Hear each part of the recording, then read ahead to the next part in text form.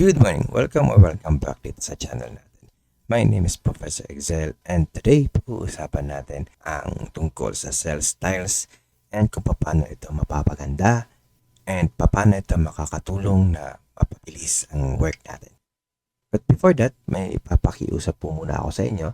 According to YouTube, 96.4% po ng mga nanonood sa atin ay hindi pa po nakapag-subscribe. So I hope matulungan niyo ako. Please click that subscribe button. Malaking tulong po sa maliit na channel natin. So now we go back to our topic. Paano natin mapapaganda ng mabilis yung ating mga reports. Here, balik tayo sa quarterly grades natin na example. Gusto nating pagandahin yung ating report sa pamamagitan ng pagpapaganda ng format nito. Una natin gagawin is baguhin natin yung quarterly grades natin na header. Punta tayo dito sa home, dito sa my styles. Mapapansin nyo, may nakalagay dito na cell styles. So once i-click nyo po yan, makikita nyo po yung iba't ibang klase na cell styles na available na po sa Excel. Now once pipili po kayo ng isa dito, ayan, papansin nyo na kung ano po yung tinitignan natin, bago din po yung cell styles ng active cell natin. So again, here tignan natin, yung pinili natin cell is yung quarterly grades natin. Once pupunta tayo ng cell styles, and maghahanap tayo ng cell styles na gusto natin, nagbabago po yung quarterly grades according sa kung ano yung pinipili nating style. So for now, I think medyo maganda na yung gusto kong style ay nandito sa color blue. So I think heading natin ito. Try natin.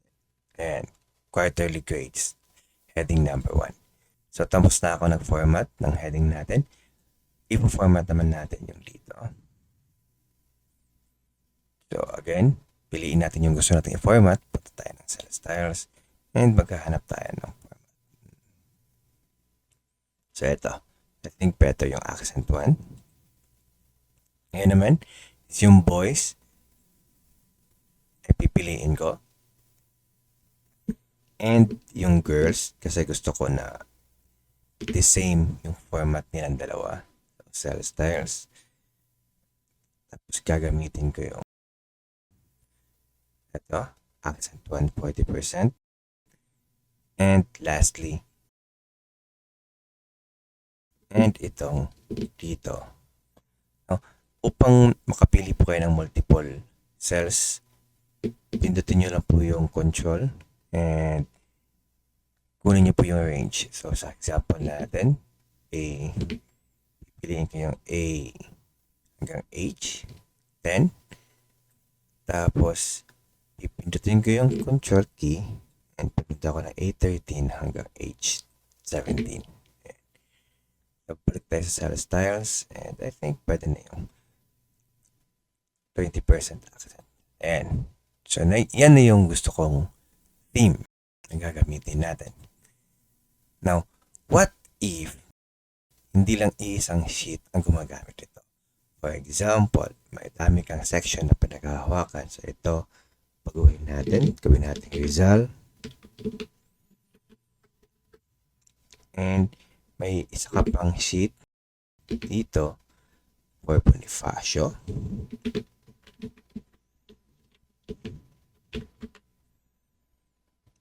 Tapos, babaguhin natin yung mga pangalan.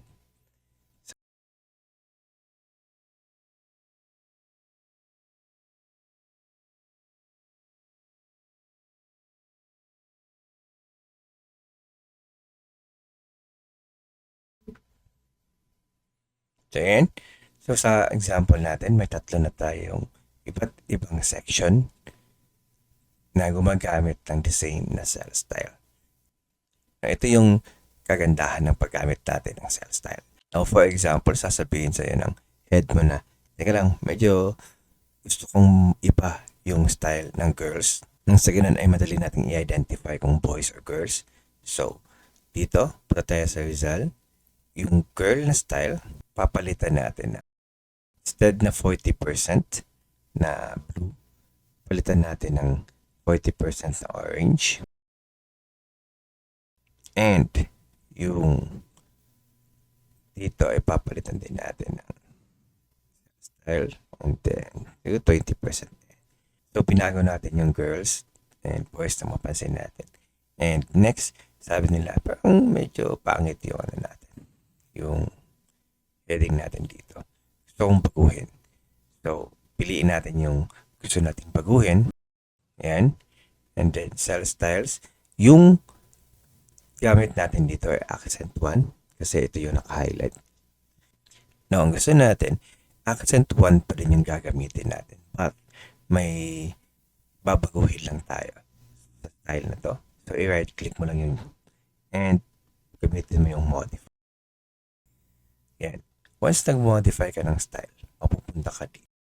And pansinin nyo, na dito sa style includes, nakalagay number, alignment, font, border, fill, and protection. Now, sa ngayon, ang naka-click ay yung fill and font. Ibig sabihin, yung style na to, ang naapektuhan lamang ay yung font at yung fill. So, shaded yung fill na kulay blue and yung font na puti, 11, and calibre yung gamit. So, I think gusto nating baguhin siya. Punta tayo ng format. Punta tayo dito sa font. Instead na 11, gusto nating gawing 12. Next, punta tayo dito sa fill. Ngayon, ang ginagamit niya ay blue. Gusto natin na gawin siyang green. So, ito yung gagamitin natin nang sa ganun ay mas madali natin ma-identify yung pagbago niya. So, once i-click mo yung OK, yan, pansinin na nabago na yung ating headings. Now, ang kagandahan ng ginawa natin, pansinin na si Rizal, lalo na i-modify natin na cell style. Ayan, accent 1. Lahat ng gumagamit ng accent 1 ay nabago na din. Bonifacio and Papini. Ayan. So, ibig sabihin, once na i-modify mo yung isa, lahat ng cells na gumagamit ng style na yon ay ma-update. Now, ang tanong, bakit hindi na-update yung girls? Well, in fact, binago din natin yung cell styles natin dito. Tama. Ang pinagkaiba nila ay yung binago natin dito ay yung mismong cell styles. Pinalitan natin na from accent 40 na light blue, pinalitan natin ng light orange. So, ibig sabihin, yung cell style mismo ang pinalitan natin. However, dito sa taas, hindi natin pinalitan yung cell style. But, nag-modify tayo ng style. So, from accent 1 na kulay blue, ginawa natin siyang green. That's why yung girls na portion ay ang nabago lamang ay si Rizal dahil hindi tayo nag-modify ng cell styles because nag-change tayo ng cell style. Kaya hindi na-apektuhan yung ibang section natin. However, dito sa taas, nag-modify tayo ng cell style. Kaya lahat ng gumagamit ng cell style na yun ay kasabay na nagbago. So, I hope may natutunan tayo today. Again, my name is Professor Excel. Please help my channel grow. Click that subscribe button. And until next time, good morning.